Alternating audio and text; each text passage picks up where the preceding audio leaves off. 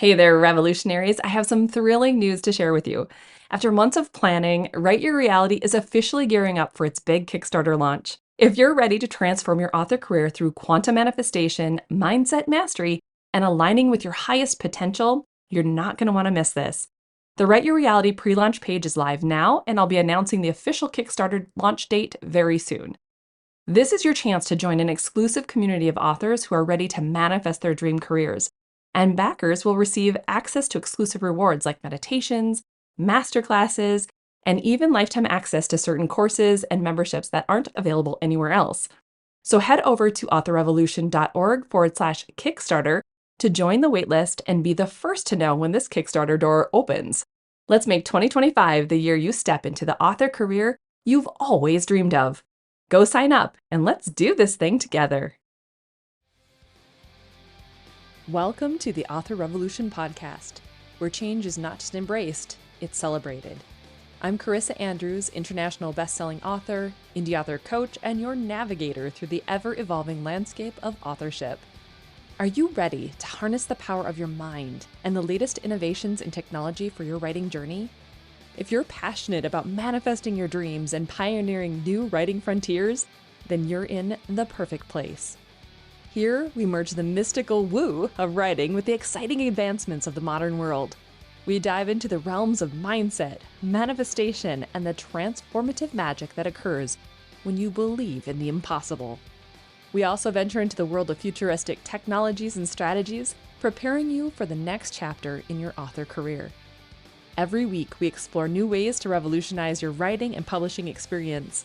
From AI to breakthrough thinking, this podcast is your gateway to a world where creativity meets innovation. Whether you're penning your first novel or expanding your literary empire, whether you're a devotee of the pen or a digital storyteller, this podcast is where your author revolution gains momentum. So join me in this journey to continue growth and transformation. It's time to redefine what it means to be an author in today's dynamic world. This is the Author Revolution podcast, and your author revolution starts now. Well, hey guys, welcome back to the Author Revolution podcast. Today's episode is packed with inspiration and actionable insights as I sit down with the unstoppable Victoria Pelletier, a C-suite executive, public speaker, author, and advocate for diversity, equality, and inclusion. Victoria has not only transformed businesses, but she's also turned personal adversity into a springboard for success. We're going to dive into resilience, personal branding, and modern leadership, key topics for anybody navigating these challenges or seeking to make an impact. Plus, I'll share a little bit about my own evolving journey as we transition from Author Revolution to the new neurodivergent manifestor brand and Manifest Differently podcast in 2025. So stick around because you won't want to miss a special freebie. It's a downloadable PDF entitled Manifestation Made Easy for my fellow neurodivergent manifestors. Check the links in the show notes for all of the details, including a peek at my new website, which is manifestdifferently.com. All right, let's hop into our interview with Victoria. Well, hi, Victoria. Welcome to the Author Revolution podcast. I'm excited to be speaking with you today. Before we get started and I bombard you with all the questions, do you want to tell my audience a little bit about yourself and what you do? Sure. Well, first, thank you for having me. I'm happy to be here. And Victoria Pelletier, I am a career-long C-suite executive in primarily business-to-business professional services. I also sit on multiple boards, an author. We will talk about that. I'm a professional public speaker. I am a wife and a mother to two beautiful humans, now adults, which makes me feel old. I'm a fitness fanatic, foodie, and wine lover. That covers Love it. all the bases. Right? All the things. I mean, that's like multi-passionate everywhere. I love Yes, that. I use the phrase multi-potentialite because I also Oh, have a wide variety of interests outside of all those things too. that is so good. And I think that's really important because, especially for authors, many of us get stuck in like just the world of books and like book things. And we need outside interests, I think, sometimes to make our lives more interesting. Right. So, Victoria, your journey began in a very profoundly challenging environment and circumstance. You faced abuse, had violence at a very young age before you were adopted. So, I'm curious as we get going, because this is a part of how you do your speaking, your books and everything that you're doing, but how did those early experiences shape your resilience and influence your decision to pursue your leadership and then ultimately writing? I wouldn't have shared my story quite so openly until what was probably like 10 or 12 years ago. And on the big scale, that is. I certainly shared it like in smaller settings or with friends. But it is truly what shaped me. I often talk about it being my why. The fact that I'm born to a drug addicted teenage mother who was very abusive to me, and then thankfully adopted out of that, but lower socioeconomic position with my adoptive family. I was sexually assaulted in my teens, like all these things. Mm. It's those that actually caused me to want to be better than biology in circumstance. So Yeah. that's what's propelled me to be, I use the phrase in the first book title, unstoppable. Like nothing is going to prevent me from achieving the goal or objective that I've set for myself. So it is very much what's fueled me. And you used a word I often talk about, which is resilience. So it's caused me to not always a healthy level of resilience. I had to learn to there, and there's a difference for me, but to have a Sure. healthier level of resilience so that as even just challenges in business, I've been through like 40 mergers and acquisitions for myself, for the companies I work for, as well as clients I've supported. That comes with so much change, with restructure. I think my early years and the resilience I've built allows me to step into almost any situation and be able to cope well and ideally thrive in that environment. I can imagine. I mean, when you have, I think even sometimes about our own family, where our house is, I mean, we don't have the abuse aspect going on, but we have constant change in our house. We've been remodeling this house the entire time we've been here, and we've lived here for 12 years. And so, like every single one of my kids, I think sometimes I'm like, oh man, they're having to deal with the bathroom being torn apart. But I think it is shaping them, like having to deal with, okay, there's no ceiling right now while we're in here taking a shower. Like there's aspects of that where they're learning how to be able to cope when things are different or changing. And, it's so good when people can take a look at things that were not so fun, especially in your past like that, and be able to look at it in a way that you can like see the light from it. You know what I mean? Like really embrace it as part of who you are and why it shaped the direction you went, not let it, tear you down and bring you down. I love that.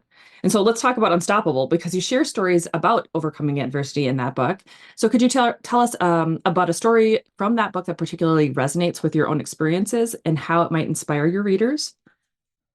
So that was actually the first book, and the publisher approached me. It's a co-authored book, actually. So I have just one chapter in the book, although they made me the opening chapter, and they left it as a surprise for me to find out once it was published.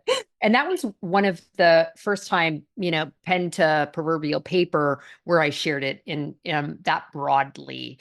And so the book title chapter is, the courage to live. So it's a little Yeah. bit around what I just shared now, where I shared those early years, that it's my why, and it's what's, again, sort of propelled me to do the things that I've done. I feel very fortunate to have achieved a lot of success in life, career success, have some great relationships, those sorts of things.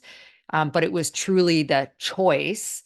And so that's the story I share, as not only what happened to me, but the choices I've made. I'm a big believer. I sign a lot of my social media posts with one unstoppable. And so actually when the book publishers approach me, I'm like, that is my word. So of course I'm like, yes, I'm participating. But the Yeah. other one is no excuses. And Yeah. that for me is around the fact that you have choice. So you can play the victim. This stuff is going to happen. We can't control, we can't always control the trauma, the adversity, the challenge that's going to come our way. But what we can control is our response and how we're going to choose to move forward. And so that's in that book what I shared. And then subsequently, I spent a lot of time talking about now. Right. I think that's so powerful. I mean, I teach authors about manifestation, and so we often talk about how our decision is our superpower. And so when you're moving towards something that you really want, it all begins with that like initial decision. And so it's the same, I think, in my experience, like when you are looking at the two choices, like victimhood or moving into a place of power, you have that choice, but you have to ultimately make the decision which one you're going to want to go toward. And it's like you said, you're unstoppable when you decide you're not going to go down that victim path and just allow the circumstances to bring you down. I think a lot of authors and a lot of people in general really need to onboard that information and remind themselves of that. So moving on to your professional insights, your book Influence Unleashed dives into deeply into personal branding. So are there core principles in the book that authors could apply to develop their own distinctive brands? Yeah, absolutely. It's something I've been focused on for over 20 years. When I was recruited into my first executive role at a very young age. I was only 24 years old. I'd come Wow. out of banking operations, planning to be a lawyer. I just kind of followed a path that I loved and my passion around leadership and business, and then never went to law school. But when I moved into this business to business world and I started to lead commercial teams and not just the operations, and recognize we're responding to RFPs, we're engaging and going to conferences, just understand how we get business and how at that point I just thought about it. I didn't have the vernacular to call it personal brand, but how are we differentiating ourselves? And so that's where the focus for me on branding for not just business, but at people do business with people they like and trust and want to do business with. So Right. how do we create that differentiation? And so for me, it's grown into now I actually stand on stages and speak about it, and I coach other people on how to develop this. And so important, I think, for authors as well. I mean, you want people to be engaged not just with the words that come out, but who you are as a human. And so for me, what Yeah. I would say, and I wrote Influence Unleashed in large part, well, one, I was in career transition and I am not good with being idle. So I penned two books during that Right. time. I And love it. and the personal branding one I did because 2023 was a really tough year, particularly for many people in transition. So I saw people trying to elevate their brand and doing it poorly.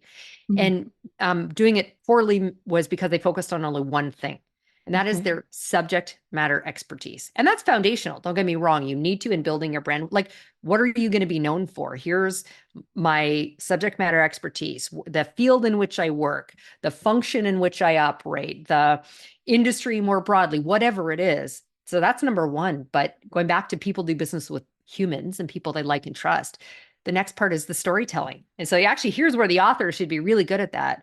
What are the Yeah. parts of you as a human, the lived experiences, the values, interests, and passions that you have that are going to build connection with others? And Right. then very much related to it, but also distinctly is how are you different than others? So when I think professionally, I spent a lot of time in management consulting and technology and services. And there's lots of people who and businesses are capable of doing what we're doing. In the Yeah. management consulting world, people buy people, literally. Yeah. And so how do you differentiate yourself from someone who does what you've done? Maybe they've got the same number of years of experience, et cetera. So what makes you different than others? So for me, connected to who I am and storytelling and values is my radical candor. In the world of Yeah. management consulting, most consultants tell clients what they want to hear, not always what they need to hear. I'm Yeah. very different and I'm going to tell you. And so that's a differentiator, for example, for me. So figure that out. And the last is legacy and impact. What do you want to be known for? So Yeah. those four pieces are what I believe are the like foundation to a very well-rounded personal brand. I love that. I think that's really important because many of us, like authors, whether they're fiction authors or nonfiction authors, we're so wrapped up in this idea of like, how do we get people to notice this book? We're not thinking about that broader perspective of like, who am I and why would these readers want to just because we're technically the brand. The book will come and go, like it's evergreen, great, but it's going to, live on forever, but you're not always going to focus on it. The thing that stays constant is you. And we forget we can like connect with them and be a part of their lives in a way that really impacts them. And those that do obviously are the ones that build that cumulative advantage and are able to, build a community, build the 1,000 super fans or however you want to describe it, like all the different things. And so that's such a smart way of looking at the whole process of it. Was it hard for you to come up with your brand or were you like, of course, this is what I am. This is what I've always been. Uh, so I've been at it for almost 24 years now. And like I said, I didn't have the vernacular back then, but I started to focus on, making sure I was, focusing on the brand that is Victoria and making sure people want to come work with me and clients want to, engage with me, my team and the business I work in. And so I've had to like evolve and change over time just because I have. Yeah. And I will say that there are some times where pivots are required. I will tell you from a leadership perspective, because I was such a young female executive, and I say female because I was the only one at the table. Okay. I Wow. showed up in a very particular way. I'm going to be all business all the time. I wasn't telling my origin story, which is part of why I built some walls up to protect myself. So I showed up, with a mask almost on. I'm not Mm. going to demonstrate that there's any vulnerabilities and, cracks in my armor. I'm not going to show up with emotion. So I got a nickname as the Iron Maiden. I found out Wow. in my late 20s. Now, I transform businesses. I'm radically candid. I am comfortable having the tough conversations. So that's part of it. But the absence of vulnerability, emotions, authenticity, because I had these walls, is what in part created that. So I would tell your listeners that you are going to need to evolve, change, and potentially pivot. And so in my case, I needed to do a 180, and I had to Mm. show up very differently. And it wasn't just my brand. I Yeah, literally had to show up very differently in real life as well as how I showed up online. And sure. so it can evolve and change over time. And so maybe even for your authors, if you're very focused on one particular genre or subject, and that's going to evolve and change as you do. Well, that's okay. And so get comfortable with that. And then to one other part of your question is, um, I learned a lot of this. A lot of it's been self-taught, but I'm also a voracious learner, and so I've spent a lot of time over the years reading. Now I consume most of my content audibly. Okay. Thanks to Spotify and Audible and all those things to consume books that Yep. way. So I've constantly been learning from others, and I'm a massive observer of people, and whether that was online and seeing what works for them and taking what does and doesn't, and kind of trial and error to some extent, to the point that now I feel very confident coaching other people on it because just been doing it for so long and have learned some of the, do's and do nots. Right, right. Well, I love that. I'm also high learner and high input. I don't know if you've ever done the Clifton strengths, but for me, it's like I love all of those things. Input's not as high. Learning is definitely higher. It's in my top Mm. 10. And I love the concept of seeing what everyone's doing and all the different perspectives, because then you can create your own perspective and gain clarity from it. I'm the same way. When I first started Author Revolution, it was like, we're going to be talking about how to have a career sustainably. That's going to be what we're doing. And over time, I've realized I like the technology strategy side of things, and I like the woo, like manifestation mindset side of things. And so it's like I kind of go between the two, and I'm like, this is who I am, guys. Like, and I've had to pivot and help them understand that this is how it's gonna go. Good. So it's very, very different than what I was showing up as in the beginning as well. And I love that you have this your third book, The Power of the Whole Human Leadership. See if I can speak today. And in it, you explore obviously the modern leadership strategies. So, how can authors, especially those in leadership roles or in management teams, use the strategies to enhance their effectiveness?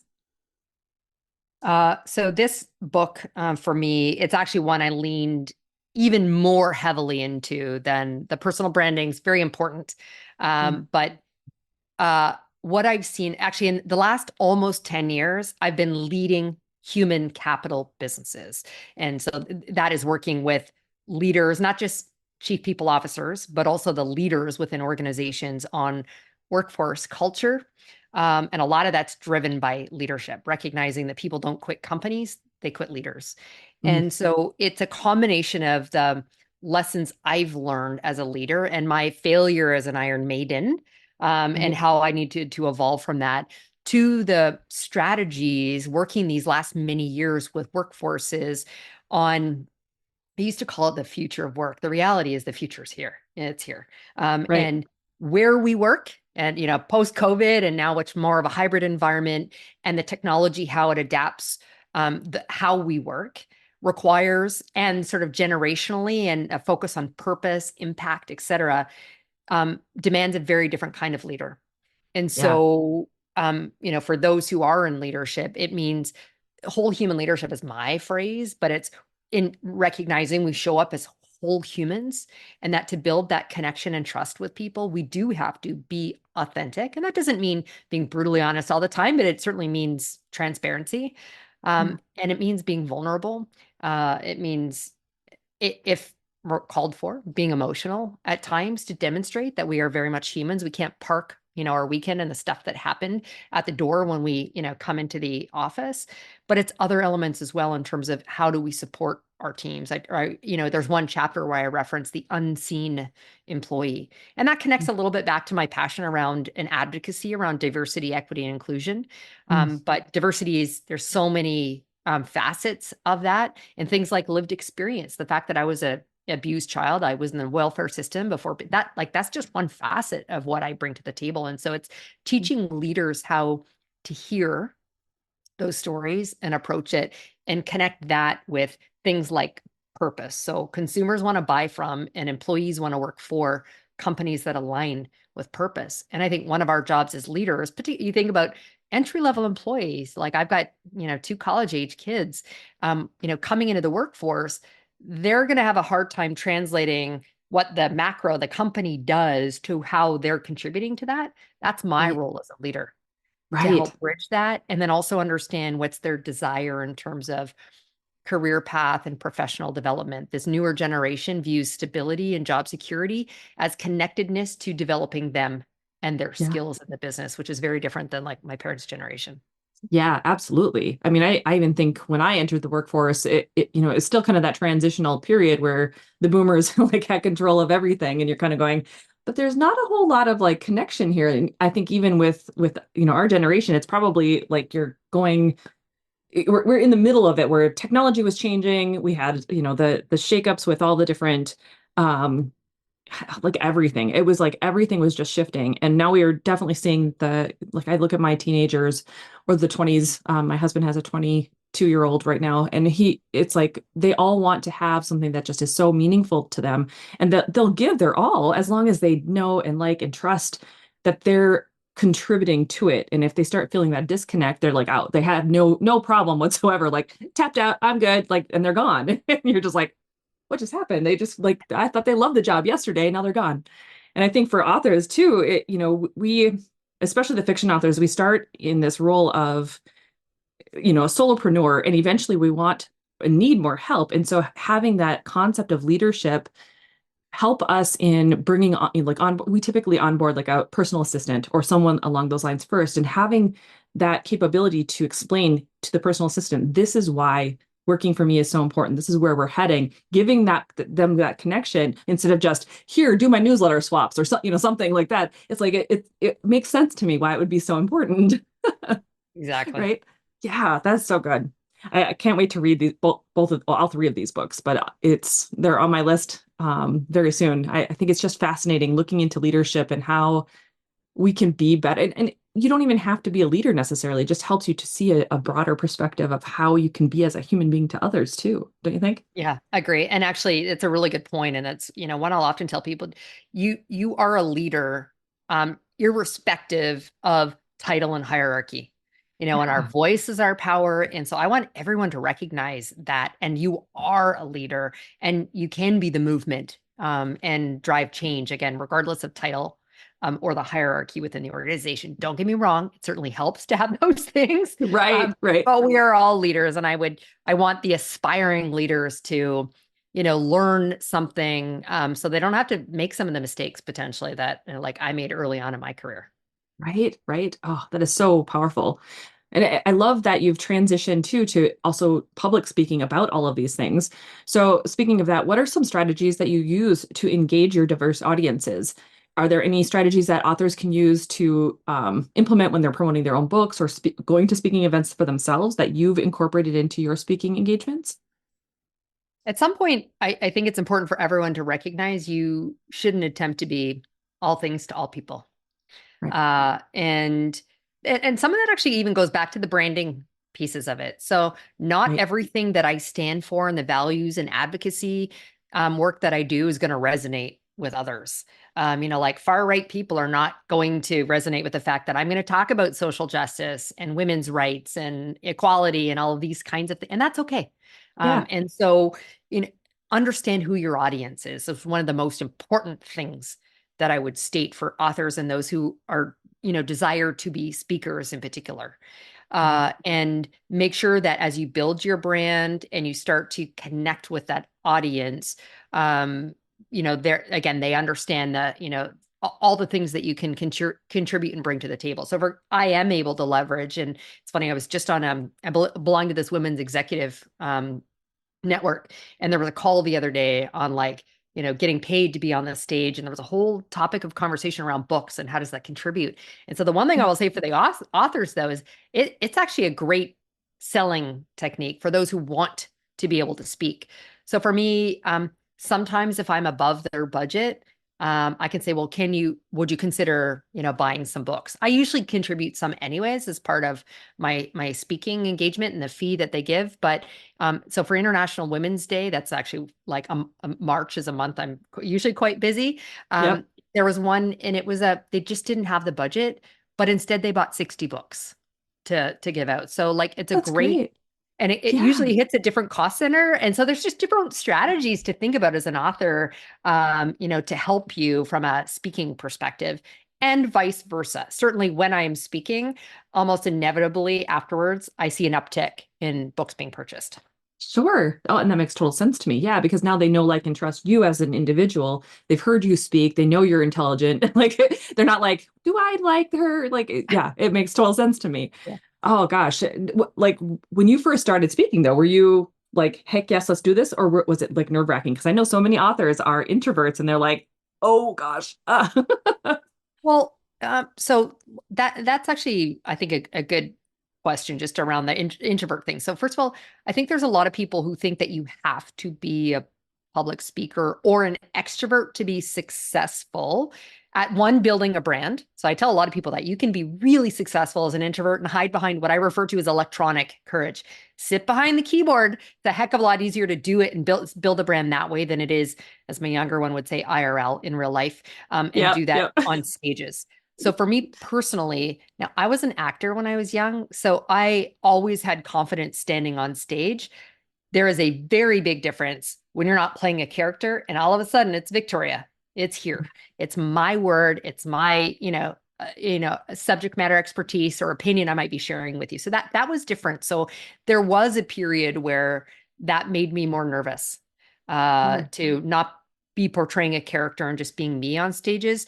Although I gained confidence by ensuring that I knew deeply the topic I was speaking on. I will tell people who want to do this, like, don't get out of your swim lane if you're going to, and particularly if you're not comfortable or you're newer at it. But again, you don't have to be a speaker to be successful. Like I said, there's great, play back and forth between speaking and authorship. But if it's not your jam and it's not your comfort level, like don't force yourself there. However, I will always say, I think you need to lean into the things that make you uncomfortable, because that is when the growth will come. Yeah, absolutely. And it makes you unstoppable again, because I think a lot of times on the other side of terror and like fear is actually that excitement. Like we're holding ourselves back from what we really want because we think we can't do it, but we really want to see that other side, and we're just not willing to take the steps towards it and figure out whether or not we can be good at it. And sometimes it just takes being scared and doing it anyway until all of a sudden you're like, why was that such a big deal? Like why was I so worried about that? Yeah, it's so interesting to me. And there's ways to start. So for those who are thinking about it, there's ways to do it on smaller scales where you're not so worried if you do mess up. And actually the good news is no one knows your content but you. So if you forget something, like no one actually knows that unless you like totally stumble on stage. But you can start with like schools and libraries. There's lots of ways to start really small before you sit and talk in front of thousands of people on stages. How did you start digging into like speaking for thousands of people? Like, did you start smaller and then work your way up to it, I'm assuming? I started almost like exclusively for business, going to conferences. So however many people were in the audience. So I think I've almost always been used to at least hundreds in the room. And then my biggest one, I spoke after Gary Vaynerchuk. If you know Gary Vaynerchuk, Gary V is. And I mean, he was the headliner. Everyone was there to see him, but it was a very large theater. And I came a couple speakers afterwards. And the room had started to clear out again. We know who they were there to see, but there were thousands in that. And you know what? For me, it's not actually really like that different. There is a bit more of a nervous energy, and it's almost more like excitement that comes, but that actually fuels me. And it's only the first couple of minutes while I step onto a stage that I feel that. And then once I start the talk, I'm just like, I'm in it. The more people, for me personally, now I'm I know, shocking as I say this, I'm an extreme extrovert. I know, you and your listeners would probably not get that. Although I grew into my extroversion. I wasn't always like this, but now Yeah. I thrive on that. So for me, the bigger the audience, the more people for me to engage with. So I love it. Right. I do too. I love that concept of having more people. Although it is like those, like you said, those first couple of minutes when you're speaking, it's almost like you're in an out of body experience. You're like, who am I? Where am I? What's happening right now? But once the Yeah. words start coming out, then it's like, okay, I remember this. I got this. And you almost like channel it, just stream of consciousness, the rest of the information. Next thing you know, you're done. You're going, oh, well, that wasn't so bad. Yeah. Although I'm doing a TED Talk next month, and it's just a different format that I'm used to. I'm used to delivering keynotes, 45 to 60 minutes. Maybe there's Q&A or not. And I know my content, but I'm not scripted. Now this Yeah. is 14 minutes. It's got to be very scripted. So that's the only thing I'm not like loving. And I said I was an actor, and so I've memorized a ton of things. I never had a 14-minute monologue. Right. So this is actually one of the few that has me nervous, not again about being, it's a very different format that I'm used to. So That's I'm so going to great. have to memorize, but still make sure I hate people who sound scripted. So that it's still yet conversational, which is my style generally when I'm on stages. Right. It's almost like you need to have like the main like boulders, building blocks, and then just kind of still wing it in between those like Yeah. those sections. That's what I'd be doing. I'm like, okay, that would be a little bit nerve-wracking. Okay, so given your strong advocacy for, and you mentioned this earlier, diversity, equity, and inclusion, DEI, how do you incorporate these important themes into your writing and obviously your speeches? Do you have any advice for authors who wish to authentically represent diverse perspectives and experiences in their own writing? Well, I think it's really important to educate oneself on unconscious biases, on language and things like that. So I'd say definitely for, your authors, to be really aware of word choices, because Yeah. they matter. And so I think that's the easiest way of, for me to talk to your audience about, to help them be more mindful around DE&I and sort of best practices. And we can all stumble. I mean, when I speak, I often say, "Hey guys," regardless of who's there, right? But that's actually Right. kind of a no-no to be, Okay. saying, or to talk about your tribe of people. These are things that are just, we've Sure. sort of grown up with. And so I think there's much we can do just to educate ourselves and to have some education around unconscious biases, because we all have some. And then the next part is around being, I have a phrase I use a lot, both when it comes to leadership and branding. One of my favorite phrases about being strategically intentional. And so for me, from a DEI perspective, and I spent a lot of time coaching other, leaders and building actually diversity programs. It's part of that strategy comes from understanding your baseline. Where are you today? And maybe even for your authors, go back to who's your audience, and are you trying to attract a different audience to Mhm. come into that fold? And so understand your baseline as you then start to build targets in terms of where you want to move forward. Whether it's moving the needle in terms of advancement of women in business or people of color in business, and then the intention around how you build action to see that that movement or that advancement come. And so being strategic and being intentional in everything from, again, word choices to, in my case, hiring choices for people in business, advancement opportunities that I create for people. And most importantly, and the I part of that, inclusion, creating a safe space where we all have this sense of belonging, that we can show up, our lived experience, all the diverse facets we bring to the table, and not needing to hide any of those. I love that. What initially brought you to this space? Was it your background, like your childhood and everything you had gone through, and needing and seeing others that needed to have this space, or were there, friends that you saw were like what brought you into this space of wanting to really embrace DEI? Two things. So definitely my own lived experience. I'm also a queer woman. I was married to a woman for 11 years. I am now married to a man. One of my two children is trans. And so it's personal for me. And I'm also used to being the only woman in business, or one of very few. Even most recently, I worked for IBM a number of years ago, and even there, and they're very committed to diversity. So I don't want anyone to think that they're not. But technology is still very male dominant. And I walked into a room and was leading a strategy session. It was myself, one other woman, and 40 men. Wow. And so my experience of feeling like I'm the only, whether it's woman, LGBTQ person who's got, child welfare system experience, et cetera. That was number one. And number two is when my first executive role was in the world of BPO, business process outsourcing. And so think of outsourced contact center, like customer service, technical support, that kind of thing. It depends on where you are in the world, but in North America is generally not the destination job. It's when you're underemployed, unemployed, or a new immigrant to the country. And so I was in Canada at the time, which is, I'm a proud Canadian, very diverse and very multicultural and much more inclusive culture. And so most of the team it was a very diverse team. And there's high turnover in that business, right? Again, people are there until they land somewhere else. How could I create an environment where people enjoyed, were more productive, and wanted to stay even a little bit longer? So me creating an inclusive culture it proved back then, and that was 24 years ago when I stepped into that role, good for business, not just the right thing to do, but good for business. So my experience and that good for business experience is what got me so focused on DEI and advocacy work. Right. And it makes total sense because I mean, the cost of turnover is very high. People don't think about that. I mean, I'm sure businesses, when you've been in it for a while, do, but like authors, I don't think they think about that either. Like having to retrain a new person and all the time that takes. And so it's like if you can include them and make them feel like this is a part of their journey together with you, it's like a no-brainer in my head, but I love it. And I love your mission with all of that. I think it's really an important and powerful place to really be putting some time and thought process behind.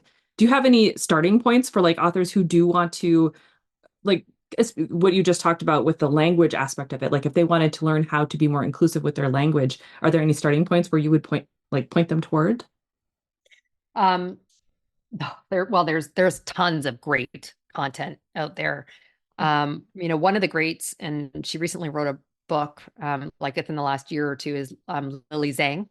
I don't think she talks as much about language, but more some of the strategies. But she's definitely one who regularly puts out. She's a trans woman, who's put out, again, from her lived experience. This is all the work that she does. So she's a deep thought leader and subject matter expert. So that would be one place to start in following her. But there really is a lot of great content out there. I should probably know the great sort of 101 book, but I just think I've been in it for so long that I continue to look for 301 and 401 and continue. Right. Yeah, that makes total sense to me. Oh, goodness. Well, and authors, I mean, we know how to Google things too. We are very good at doing the research and going down the rabbit holes. So I'm sure that we will be able to figure it out. Yeah. Okay, so other than being the Iron Maiden, you've also been nicknamed the Turnaround Queen and the CEO Whisperer because of your ability to transform challenges into unique opportunities.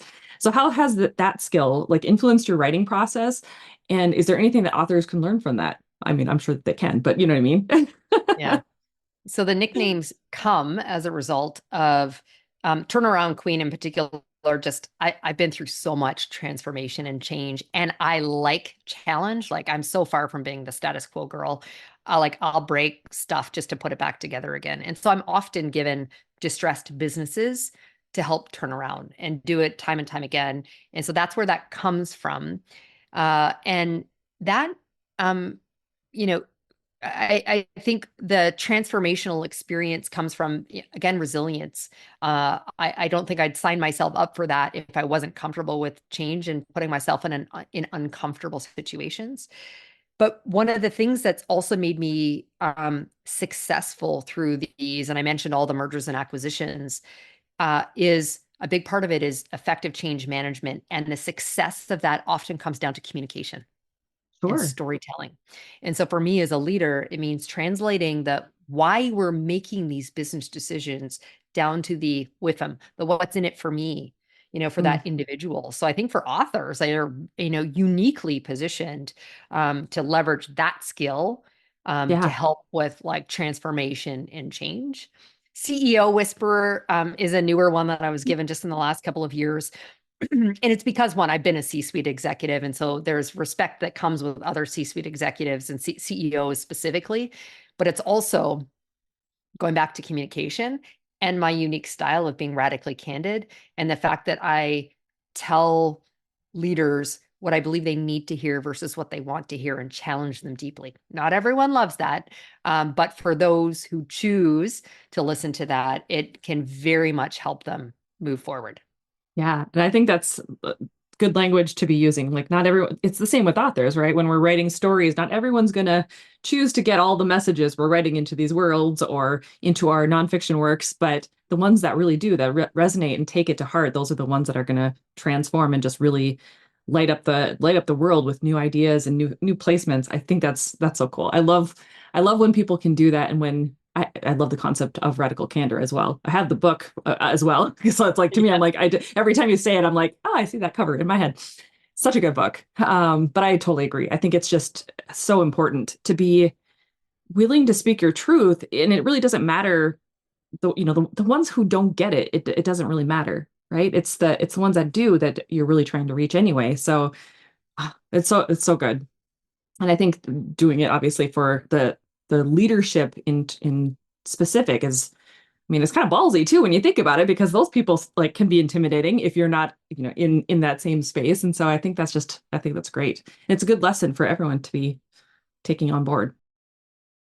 Okay, so in terms of books or speaking opportunities, you mentioned your TED Talk that's coming up. Is there anything else on the horizon? Any books that are coming down the pike as of right now? Anything we should be keeping our eye out for? I just wrote 2 in the last year. I feel like I need a break. Although I'm like very much in like the marketing mode of that now. Sure. Yeah. I have been asked to write like a memoir. A lot of people, hear my lived experience and all that I've overcome, and they're like, "Oh my God, you need to write a book." I'm not there yet. I feel like I have a lot more living to do before I feel like the time will be right to write well. So that will planned, but at some point down the road, not Sure. anywhere soon. And then on the speaking side, yes, I'm super excited about like the TED Talk. I'll get to update my speaker reel with the big TED sign behind, so that'll be pretty awesome. And although I'm waiting for like the day that I get called and get paid the same amount like Gary Vaynerchuk and some of those ones do, I'm not. Heck yeah. I feel like there's tears, and I'm comfortable and happy where I am, but like that's where I aspire to get to. Yes, I I love don't want that. to make it. I don't want to make it my full-time job. A lot of people think it's purely my full-time. It's my side hustle by choice, part of a portfolio career. Which whenever I retire, and my husband says he doesn't know when that will happen, but sitting on boards and doing a little bit of like coaching and speaking. But I'm Yeah, very happy to sort of keep it at a very healthy but manageable level to complement what I do from a corporate standpoint. I love that. And Gary, Victoria's coming for you. She's coming for you. I love that. I love having that like visual goal, and it's like, I'm chasing you down, man. Yeah. It's so good. Okay, so for aspiring authors who might be facing their own, hardships, or, struggling with their own past that has been a difficult, upbringing, whatever, do you have any advice that would help them in overcoming that adversity and achieving their own success through that process? Like anything that obviously you haven't discussed already, any advice that would be helpful there?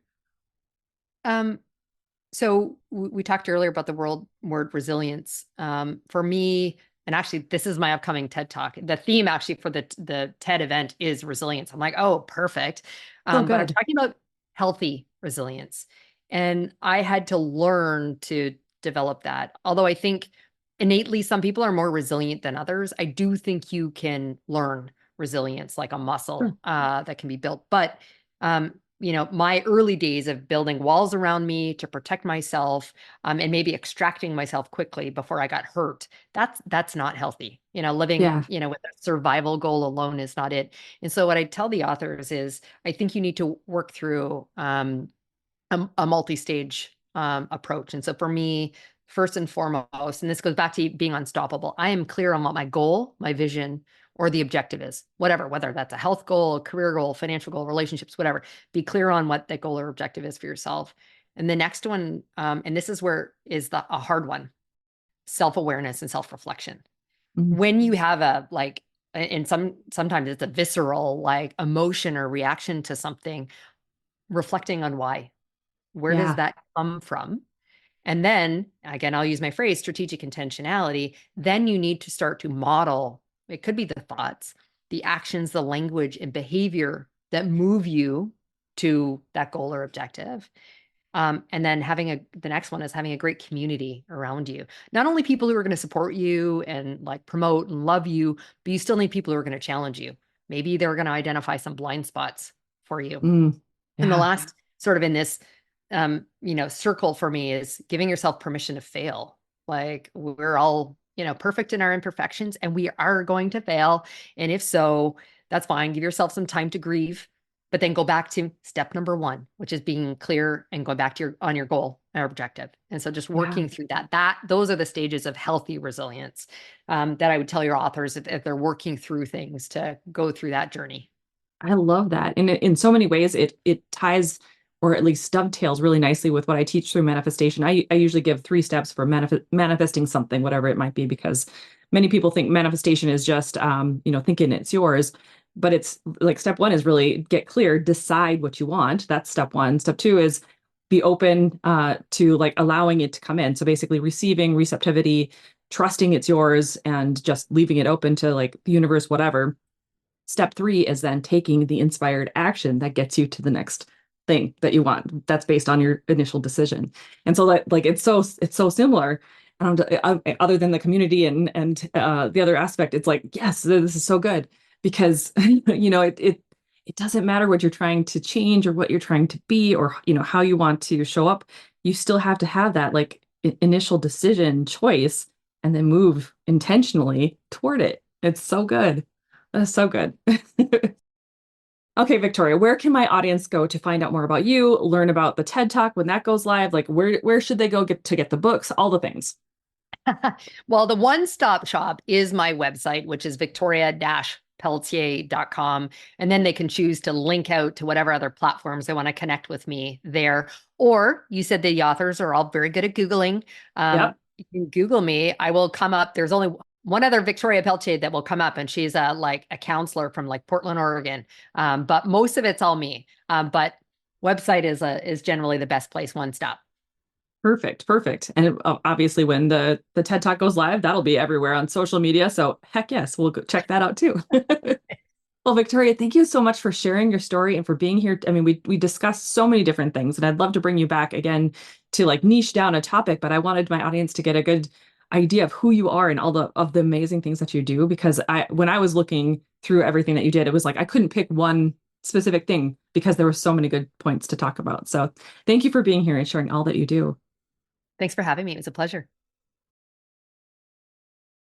Wow, what an incredible conversation with Victoria Pelletier, wasn't it?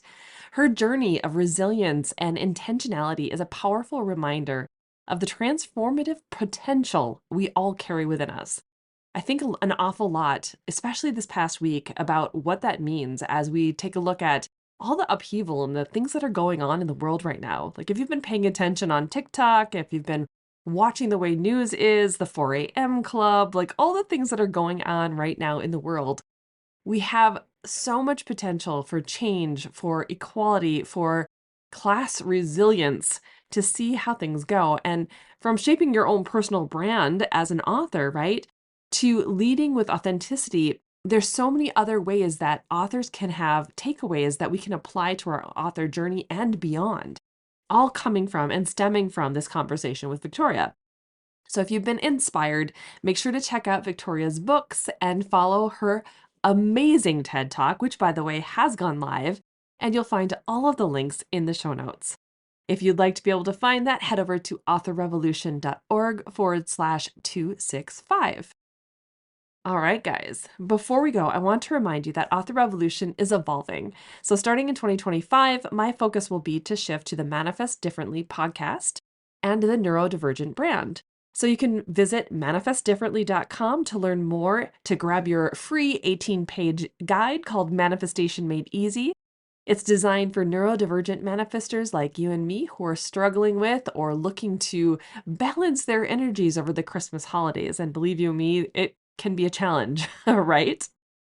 And hey, if you noticed any hiccups on my website, the Author Revolution website that is, during this past week, or any issues with trying to email me, thank you for your patience because I was migrating from WordPress over to Kajabi and there were a couple of hiccups that were happening during that whole process. It should be sorted out now. Everything should be good to go. But if you encounter any broken links from here on out, please drop me a note because I would so appreciate it. I'm trying to hunt all these little stragglers down, but it does take a little bit of time. And if you happen to notice any, that's just going to help me out. All right, until next time, go forth and start your author revolution. Or should I say, manifest differently.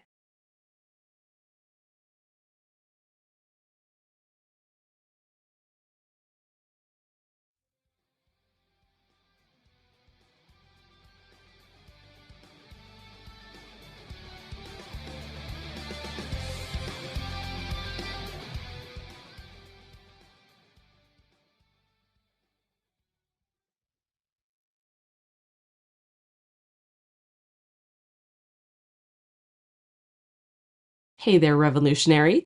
Before we dive into today's episode, I have something super exciting to share with you. If you've been struggling to find your breakthrough moment and you're ready to take your author career to the next level, I want to invite you to check out the High Vibe Author Membership. It's my new membership packed with transformative courses, powerful meditations and hypnoses, and a supportive community that's here to help you manifest the abundant author life you've always dreamed of. Head over to authorrevolution.org/high vibe to learn more and start your journey to success today.